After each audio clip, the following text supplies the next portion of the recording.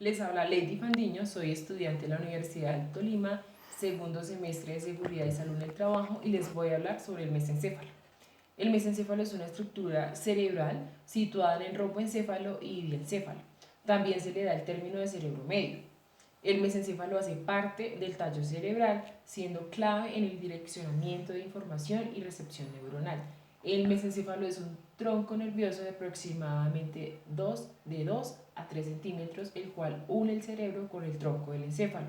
Dentro de sus capacidades principales de información está recoger y captar impulsos nerviosos vinculados a funciones motoras que tienen como objetivo final ejecutar respuestas neuronales que se ven representadas en movimientos voluntarios de músculos faciales y ópticos.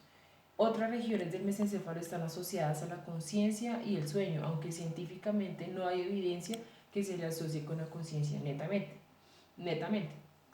Cumple una parte importante en funciones homeostáticas, dando equilibrio en el organismo, por ejemplo, la regulación de la temperatura corporal.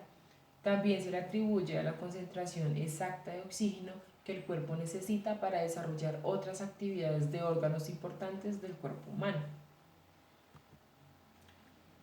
Tenemos la estructura del mesencéfalo, el cual está compuesto por el tectum y el tegmento. De forma general, el tectum, cuya traducción del latín significa techo, es una estructura situada en la zona posterior del mesencéfalo, formada por zonas de pequeños folículos, tamaños de zonas de pequeños colículos, dos colículos superiores y dos colículos inferiores. Los dos superiores controlan los movimientos oculares y los dos inferiores producen reacciones motoras ante señales auditivas. Una lesión a nivel del tectum puede afectar a uno u otro de estos dos sentidos. Por ejemplo, un paciente que sufra del síndrome del mesencéfalo dorsal no puede mover sus ojos en sentido vertical debido a una lesión en el tectum. Esta lesión puede tener diversos orígenes como un tumor. También tenemos el tegmento, es un área dentro del tronco cerebral que forma la base del mesencéfalo. Sus funciones son el control de las funciones motoras, regula la conciencia, la atención, así como algunas funciones autónomas. Dentro de sus funciones principales está coordinar y enviar impulsos representados en funciones motoras, como coordinar funciones faciales. Como una de las funciones del mesencéfalo, tenemos que la principal es regular el movimiento y la estabilidad del cuerpo gracias a la conducción de un líquido llamado cefalorraquídeo. Entre otras funciones del mesencéfalo también incluyen control de las respuestas visuales, movimiento ocular, dilatación de las pupilas, regulación del movimiento muscular y audición. Entre otras funciones se incluyen los músculos respiratorios, cuerdas vocales y faringe. También tiene control de tejidos faciales, orales, los cuales posee el control sobre la risa y el llanto. También tiene que ver con la integración de distintos tipos de información neuronal, los cuales tienen origen en las neuronas, células cerebrales que estructuran y son vehículos de componentes químicos que viajan por la médula espinal y parten de su administrador, el cerebro medio, el cual dispone y ejecuta funciones puntuales a músculos que reaccionan a estímulos auditivos y visuales. Como características, tenemos que posee un líquido conductor llamado cefalorraquídeo. Se encarga de regular o estabilizar mecánicamente al organismo y lo que lo conforma. Su forma es de trapecio con una base más estrecha que su parte superior. Se divide con tirillas, las cuales se encargan de nervios ópticos y visión. Es conocido como cerebro medio. Provee estabilidad mecánica al organismo. En su interior posee núcleos, los cuales se encargan de los movimientos de los ojos y transporta sustancias conocidas como gris y negra. Cuando algo falla en el mesencéfalo, pues este sistema complejo sufre alteraciones o lesiones y ocurren diversas patologías. Específicamente en el campo de la neurología, cualquier falla del sistema puede ser representada en una enfermedad crónica. El sistema nervioso juega un papel fundamental con referencia al mesencéfalo, el cual transporta información neuronal y este como administrador coordina y ordena y da nexos de unión entre muchas áreas cerebrales y conectores de la corteza cerebral.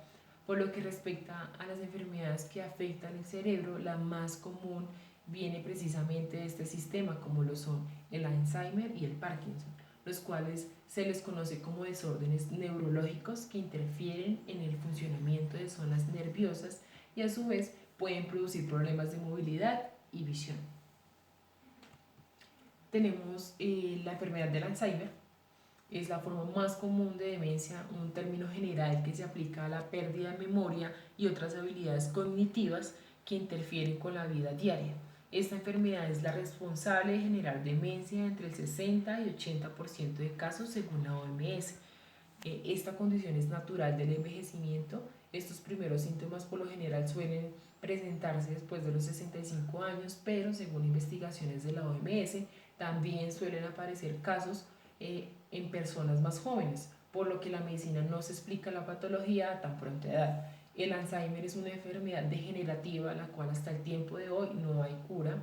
Los primeros síntomas se representan en pérdida de la memoria, dificultad para memorizar lugares, conversaciones y objetos.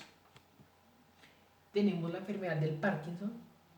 Es un tipo de trastorno del movimiento y esto ocurre cuando las células nerviosas, las neuronas, no producen una cantidad establecida de sustancia química.